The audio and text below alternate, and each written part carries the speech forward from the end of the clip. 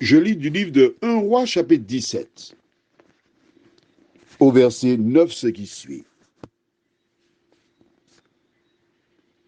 Lève-toi, va à Sarepta, qui appartient à Sidon, et demeure là.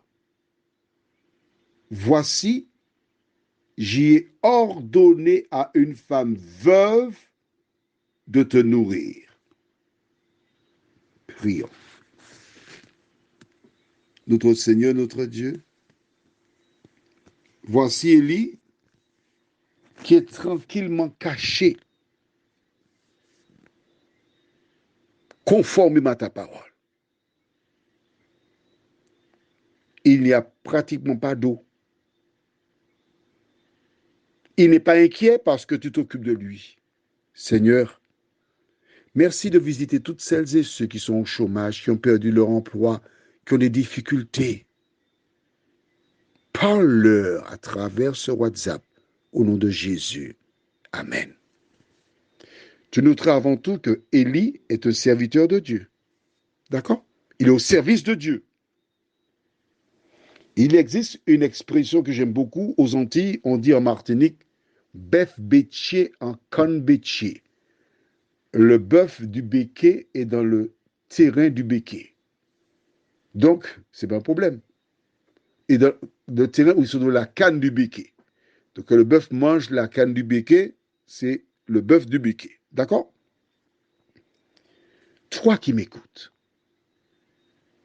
à cause de la maladie que nous subissons, tu es en difficulté financière. Dieu le sait, oui, il le sait. Tu risques de perdre ta maison, tes biens, Dieu le sait. Dieu sait tout. Dieu sait qu'Élie se trouve en difficulté. Il le sait. Mais que fait l'Éternel? Avant qu'Élie n'ouvre la bouche, il lui donne la solution. Veux-tu de la solution? C'est facile. Il te suffit d'être au service de l'Éternel et tu as la solution. Note avec moi que Dieu lui dit, lève-toi, va à Sarepta. Il donne le lieu, il est précis, Dieu.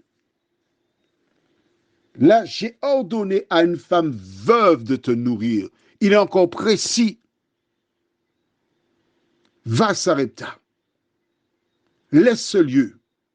À travers cette déclaration, nous notons que l'eau est indispensable pour l'homme. Mais oui, parce que les corbeaux pourraient toujours emmener la nourriture matin et soir. Mais il n'y a pas d'eau. Combien d'eau bois-tu chaque jour? On parle de la Bible comme un vieux livre qui dit toute espèce de choses. Mais est-ce que tu vois comment pour la santé, la Bible te parle? Tu bois des boissons sucrées, la petite boisson marron là, que tout le monde aime. Quelles sont les conséquences sur ta santé? La meilleure boisson, la seule boisson pour ton corps, c'est l'eau. Mais oui, ton corps est constitué de entre 70 et 80% d'eau. Et lorsque tu consommes une boisson sucrée, ce n'est pas de l'eau, c'est un aliment qui doit transiter dans ton estomac. Tandis que l'eau sans colorant, sans sucre, etc., c'est ce qui est bon pour ta santé. Dieu te le dit à travers l'histoire d'Élie. Alors, s'il te plaît, fais-moi plaisir. Bois de l'eau. Tu travailles dans un bureau climatisé, tu n'as pas envie de boire, mets la bouteille debout sur le bureau avec la timbale pour que tes yeux les voient. Puis essaie chaque demi-heure de prendre une petite timbale. Mais bois de l'eau, c'est ce qui te lave, c'est ce qui te nettoie. La Bible te dit de boire de l'eau. De préférence de l'eau non glacée, parce que ton corps fait 37 degrés. L'eau glacée, c'est pas ce qu'il y a de meilleur pour la santé. Température ambiante. Regarde aux Antilles, il y a beaucoup de centenaires. Ils mangeaient de la nourriture du jour, ils n'avaient pas de réfrigérateur et ils consommaient de l'eau de source. Voilà pourquoi ils sont centenaires. Et ils faisaient beaucoup de marches. Prions, notre Seigneur, notre Dieu.